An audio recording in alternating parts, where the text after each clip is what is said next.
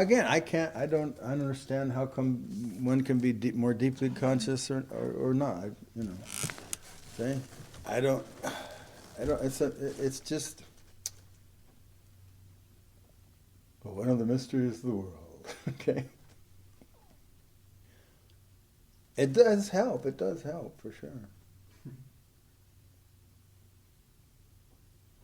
But see, just because you get the nature of existence, or you get the nature of you, or you get the nature of another, or you get the nature of life in, various ways, so like that, just because that doesn't mean you grasp the nature of language. Why would you? Language is an invention, you see.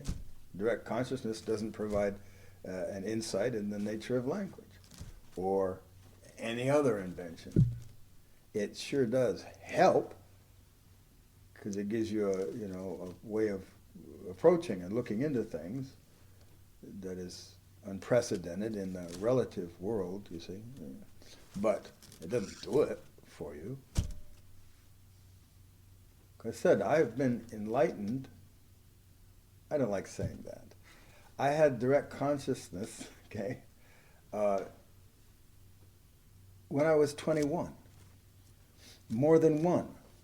When I was 21. Look, I'm 72. Jesus Christ. Time flies.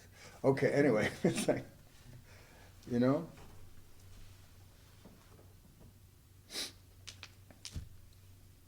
But that has never changed. I've been clear from then on, and has never changed. Never changed. Why? Because it can't. You can't change the absolute nature of anything. It's what's true. You can't change. So anyway, it doesn't change. And my consciousness of it doesn't change. It's never changed, but I have become more sophisticated. I've created more depth, and I have discovered many, many, many things since then.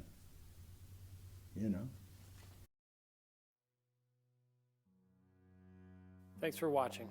If you like this video, please consider joining a workshop. They're more powerful than you think.